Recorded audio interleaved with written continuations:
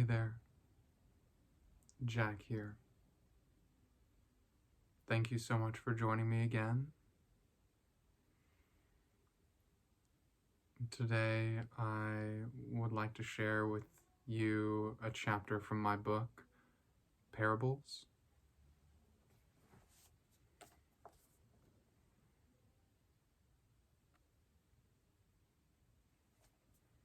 I hope you enjoy it.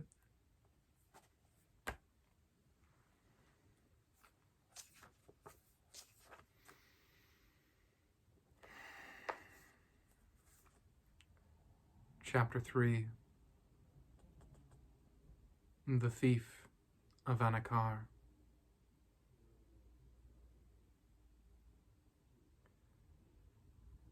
With a sudden movement, the young man yanked the purse from the stranger's belt and shoved him away in the same motion, sending the older man sprawling. He heard the clink of coins as the mouth of the purse flew open in his hurry and spewed gold across the cold stone of the alleyway. There was no time to count how much he'd lost in his haste. The betrayal was hot in him, flaming like a leaping fire, and he knew he had to flee. There was a roaring in his ears, but there was no sound in the alley other than his harsh breath and the muffled groan of the stranger on the ground. They had met only a few moments before, had shared a drink at the fountain, and learned they were both heading to the merchant quarter. A wealthy mark, the young man had thought. "Wait! Stop!" The shout caught up to him, but it wouldn't have held him for an instant, except for what came afterwards. "I have more! Let me give it to you!" The young man's feet nimbly caught him in his flight and brought him up short. He was poised to spring away, but felt trapped by the stunning idea. What kind of man offers gold to a thief? The young man had been in the city of Anakar for 3 years. His ribs were standing out in his skin under a ragged vest. His feet were bare and rough. The sand that had been in his hair when he came to the city had long since shaken loose. With it, all illusion of adventure. All he had left, in fact, was stubborn pride. He would make something of himself. He would not go back to the oasis in the desert where he had been born. He would earn and grow and expand. The appeal of the stranger's words was an appeal to this part of him. Gold was earning and growing and expanding. And so, more gold was good when he could get it. He padded back towards the stranger, wishing for some sort of weapon, a defense.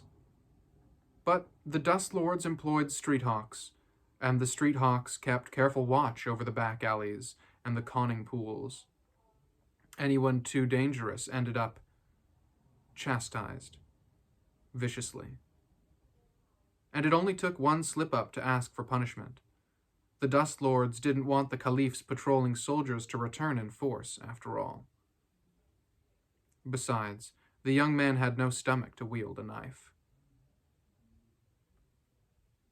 He hesitated a dozen feet away, well out of reach. The stranger had not risen from the ground. In fact, the young man realized he was on his hands and knees, scrounging the scattered coins from among the trash. He felt a flicker of guilt, a familiar emotion. "Do not run," the stranger said, fingernails scraping in the dust. He spoke with the accent of the far northern continent, the land of dark forests and snowy peaks. The young man had thought he must be a trader, belt pouch plump with coins after a successful voyage. But the stranger's soft voice had a weight, like a practiced orator or a priest. "Please." The word "please" grabbed the young man, a courtesy that crushed down on him. He shoved it away. "What do you have for me?"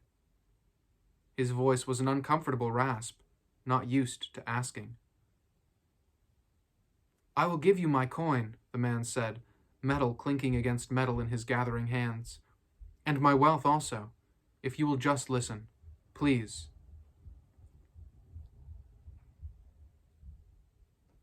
The thief hesitated. But there was gold to be had from this fool, if fool he was. What other sort of man could this be? Speak, how can you give me your wealth?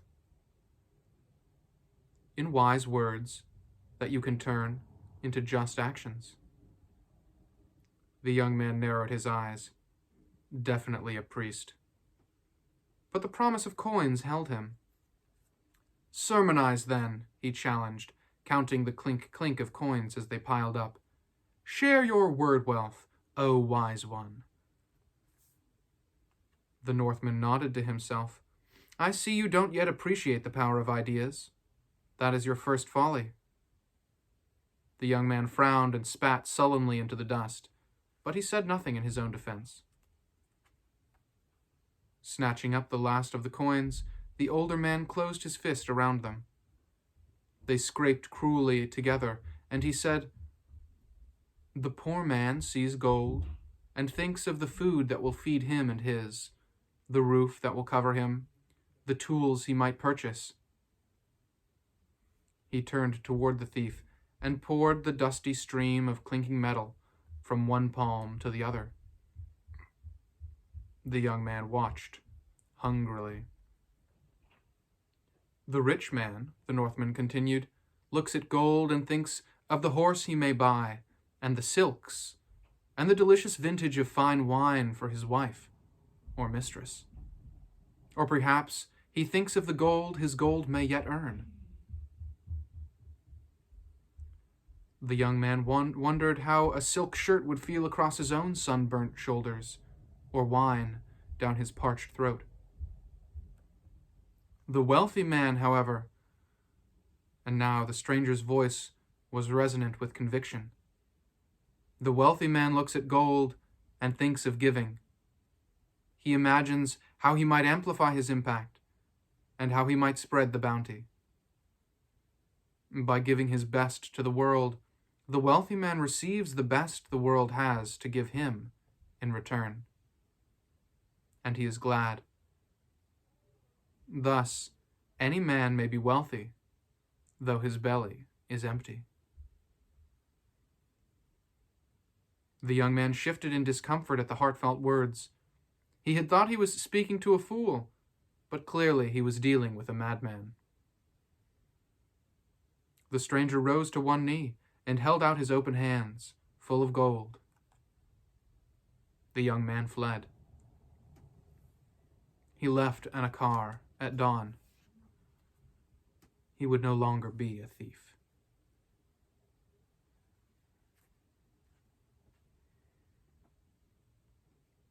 Generosity is a selfless investment that will every time return to the giver and will likely have an impact you cannot imagine.